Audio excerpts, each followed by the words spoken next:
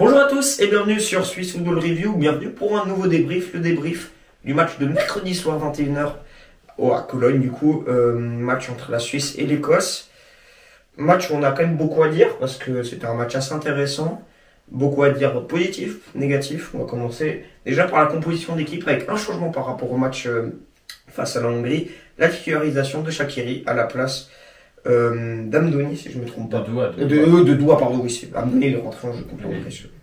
J'ai eu un bug et du coup, on avait une attaque buteur, c'était Ndoye, ça c'est aussi assez inattendu. Ndoye Vargas, je dirais, avec Shaqiri plutôt ouais, en 10 ou en faux 9, c'est vous qui voyez, donc ça semblait un 3-4-1-2, 3-5-2 avec un milieu un peu plus avancé. Et j'ai l'impression, personnellement, que c'était quand même moins bien que face à la Hongrie dans l'apport offensif. Et j'aurais préféré qu'il reste et qu'il vraiment continue à utiliser ce 3-4-3. 3-4-3 avec deux ailiers et un buteur. C'est ce qu'il a fait à la mi-temps. Assez rapidement, il a fait rentrer Mbolo à la place de Shaqiri. Et donc il est passé avec un 3-4-3 avec deux ailiers. Mais pour revenir sur la première mi-temps, la Suisse a concédé assez rapidement à la 12e minute le but. Ça a très mal commencé. La Suisse, c'était un peu comme s'ils avaient. Pas compliqué. Hein. Ouais, ils étaient un peu totalement. Pas un peu désorientés, mais j'ai l'impression qu'ils n'avaient pas encore commencé le match. Ils étaient un peu encore dans le vestiaire, dans la causerie avec Yakin. Et ils sont bien repris, entre guillemets, mais je crois que c'était quand même. Ouais, non, après, moi je trouve. En fait, je suis très partagé sur ce match. Je suis assez d'accord. Parce que d'un côté, ils ont assez mal commencé, il y a cette ouverture du score. Ils égalisent, bon l'action elle vient de nulle part, on est d'accord. Ça porte une erreur écossaise. C'est clairement une passe décisive de la défense écossaise. Le but de Shaqiri. Magnifique. Monsieur Shaqiri, exceptionnel, magnifique, fantastique, vous pouvez utiliser tous les superlatifs que vous voulez. C'est le seul joueur à avoir marqué lors des 6 derniers tournois majeurs, donc tournois majeurs d'un point de vue européen. Seul de l'histoire, hein. Ouais, de l'histoire. Ronaldo n'a pas encore marqué. Ouais, Ronaldo qui pourrait le rejoindre s'il marque pendant 7 euros.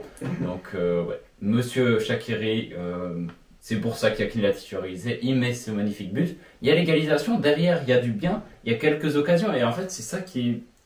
C'est un match où j'ai de la peine à vraiment me situer. En fait, je me dis d'un côté, il y a eu des occasions. Il y a par exemple 2 buts hors jeu pour pas grand chose. Il y a ce but d'Ndoye, enfin, pas ce but justement, ce face-à-face d'Ndoye par exemple, il y a eu des occasions et on aurait clairement pu aller chercher la victoire, mais de l'autre côté, on n'a pas été excellent non plus. On a concédé aussi, pour moi, la plus grosse occasion de la deuxième période avec ce poteau. Ouais, aussi le poteau, exactement. Je sais plus quel joueur écossais. Mais on a eu le but annulé d'Ndoye, on a eu des actions de Vargas aussi qui a beaucoup apporté, qui a beaucoup tenté Vargas sur son côté. Ouais, il a tenté après. Malheureusement, il y a des problèmes de finition. Réussite, hein. Mais tout comme Ndoye, je trouve qu'on a eu des problèmes de finition. Ça, c'est aussi un défaut. Et j'ai quand même senti la défense suisse moins à l'aise que sur le match face à la Hongrie. Mais voilà, pour moi, il fallait s'y attendre parce que l'Écosse s'est fait rouler dessus par l'Allemagne et ne voulait pas se faire rouler dessus et voulait vraiment réagir. Et on a bien vu que l'entraîneur écossais s'est satisfait de ce 1 partout. Tout comme Yakin, au final, je trouve ça bien que la Suisse en tire le positif et ne se focalise pas sur le négatif. Ça, je trouve que c'est une qualité de Yakin qui est vraiment très positive comme entraîneur. Ça reste quelqu'un de très positif. Donc voilà, il y a du bien. Ouais, c'est mitigé comme match. C'est mitigé et par exemple, c'est un peu. Par exemple, Dan Ndoye, ça fait quelques matchs qu'on le répète déjà, mais Dan Ndoye, il crée du jeu, il se crée des occasions, mais ce contrôle sur l'occasion, il arrive à être seul devant le gardien et c'est magnifique. La manière dont il s'emmène la balle, c'est parfait. Ou encore l'action, il fait le petit crochet, il fait une frappe, c'est arrêté. Il fait juste et il manque encore ce petit quelque chose à la finition, encore une fois. Donc il faut qu'il trouve cette confiance, ce petit truc. Ça se traduit aussi dans ses stats avec Bologne, il y a un seul but en Serie A. Même s'il est titulaire, hein, et même s'il est aimé par Thiago Motta. Il a des qualités, évidemment. Et je pense qu'il sera aimé aussi par Italiano. Je pense qu'il va continuer à jouer. Et puis, après, Vargas, j'ai trouvé quand même un match plus compliqué de sa part. Mais il a quand même pas le tenté, je trouve. Ouais, il a tenté, mais c'est pas vraiment de gestes réussis. Ouais, c'est ça. Mais je pense que c'est le match de la Suisse où on a malheureusement pas mal tenté et au final il manquait peut-être un petit bout de précision, un petit peu de Ouais, chance. c'était imprécis aussi. C'était imprécis. C'est quelque chose globalement. C'est ça, totalement. Et je pense, malheureusement, ça c'est peut-être le plus gros point négatif. J'ai senti, comme je l'ai dit, moins serein en défense que face à la Hongrie parce qu'on a beaucoup plus subi que face à la Hongrie. Face à la Hongrie, on se rappelle, il marque un but, mais c'est un peu la seule action, grosse action du match. Il y a eu Ouais, deux il y en a grosses quelques-unes. actions face à la Hongrie. Ouais. Bref, voilà. Ouais, on a Akanji qui a quand même fait un gros match, hein, d'ailleurs, élu homme du match par Et- l'UEFA, donc ça Et c'est à noter. puis, je trouve que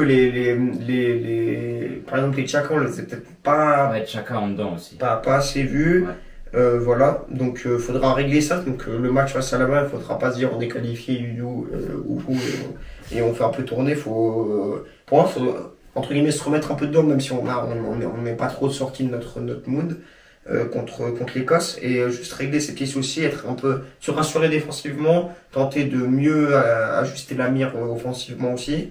Si on y arrive à avoir des occasions contre cette Allemagne qui est extrêmement impressionnante, tiens à préciser. Mais pas impossible. Mais pas impossible. La Hongrie a a réussi à bouger quelquefois cette Allemagne durant ce match. Donc voilà, pour moi, ce que j'attends de ce match face à l'Allemagne, c'est revenir à 3-4-3 avec un buteur et deux ailiers. Je trouvais que c'était mieux offensivement. Après, je pense défensivement, je pense pas que c'est à cause du 3-4-1-2 qu'ils ont subi. Je pense que ça change rien. D'ailleurs, Cher qui a joué avec Le nez cassé. 50 minutes, le nez cassé. ouais.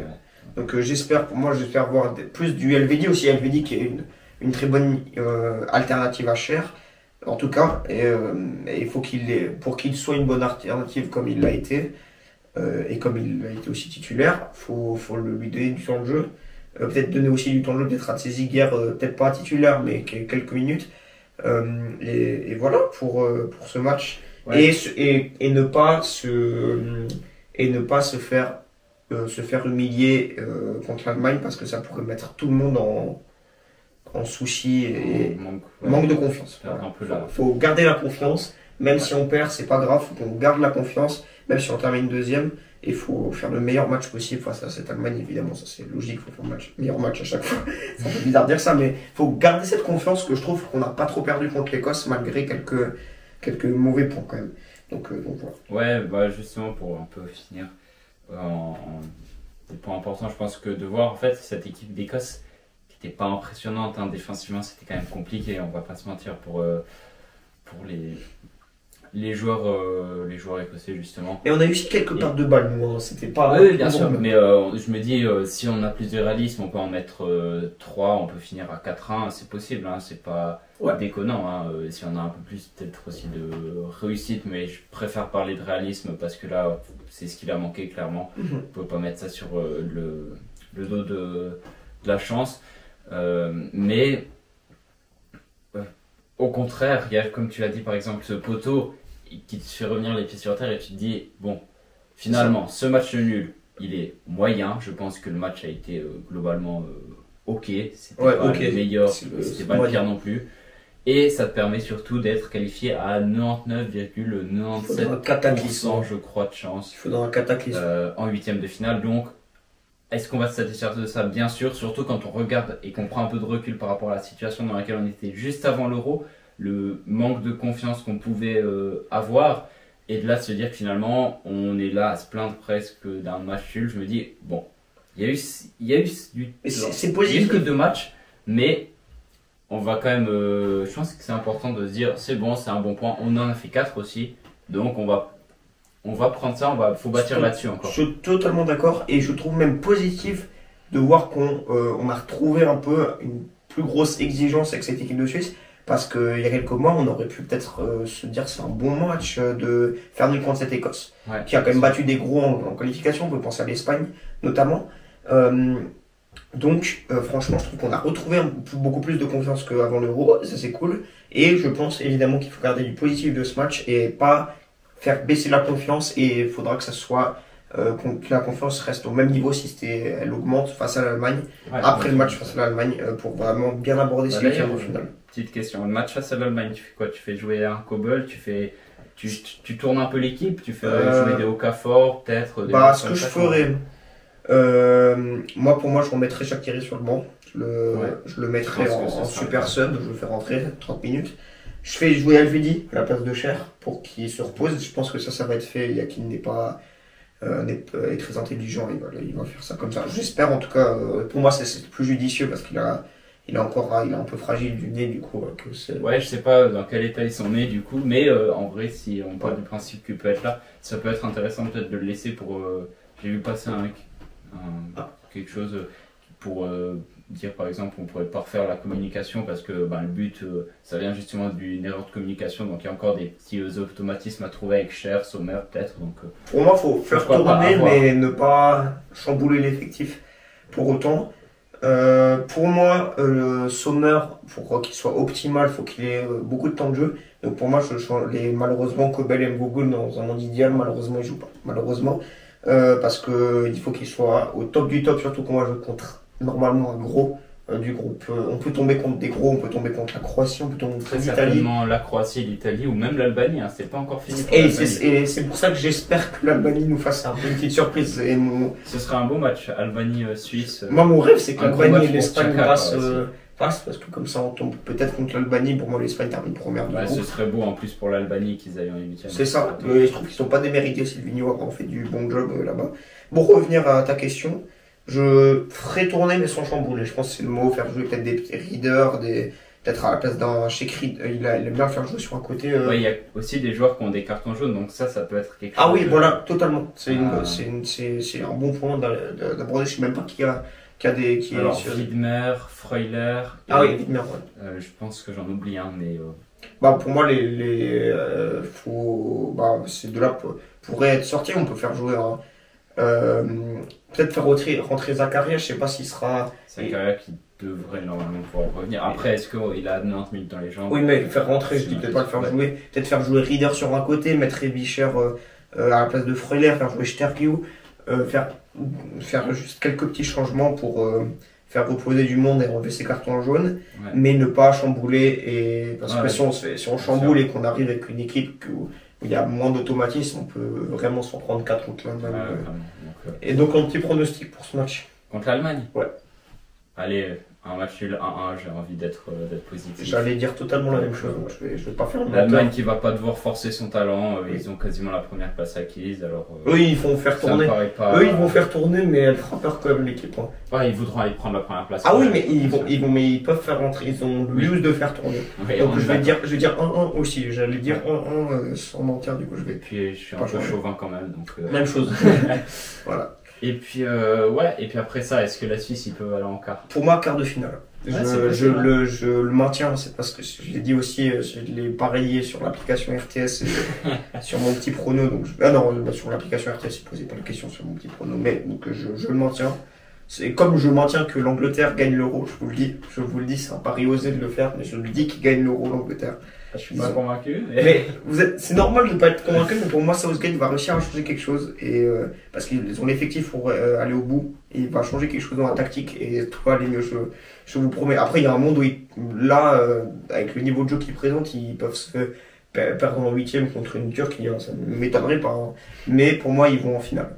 La finale que je parie, si normal, j'espère pas. Peut-être qu'ils tombent, ils sont dans le même tableau, mais je parierai Espagne-Angleterre en finale. Voilà. Et ça se termine sur un score serré. Pour moi, là, le favori, maintenant, si on parle, c'est l'Espagne. Mais l'Angleterre, pour moi, vous allez voir au fil de la compétition, ils vont monter en puissance. C'est osé, c'est aussi le but des paris. Toi, c'est qui ton favori? Bon, on a changé de sujet, mais. C'est. Franchement, maintenant, je ne sais plus. Je vois qu'il y a l'Angleterre quand même favorite. Je suis plus convaincu du tout. Oui. Franchement, non. L'Angleterre, après la France, je suis pas spécialement convaincu non plus, même s'ils ont les individualités. Ouais, l'Espagne c'est fort. La Suisse. Non, Il est sérieux? Non, franchement, à voir, très dur à dire. Après, l'Argentine a gagné la Coupe du Monde en perdant contre l'Arabie Saoudite. Hein. Donc en vrai. Rien n'est terminé, et puis même l'Angleterre, on parle, mais ils ont fait 4 points, même si c'est pas du tout convaincant. Voilà. Bon, on a changé de sujet, on est dérivé, c'est ça aussi la joie du direct. Voilà. Donc merci de nous avoir écoutés jusque-là, c'était vraiment une petite vidéo sympa à faire, sans grosse préparation, parce qu'on a vu les deux matchs, du coup c'était assez facile à faire. Si tu avais d'autres choses à rajouter? Je crois que c'est tout bon. Hein. Mm-hmm. On a à peu près fait le tour. Et puis, bien sûr, il y aura donc ce match contre l'Allemagne dimanche à 21h qui sera suivi très très certainement d'un débrief, sauf Oui, peut-être même d'en avant le match. problème à voir. Ouais. On regarde s'il y a des choses intéressantes à dire, évidemment. Donc voilà. Merci de nous avoir écoutés et à une prochaine sur Swiss Football Review. Ciao, ciao. Allez, ciao, ciao.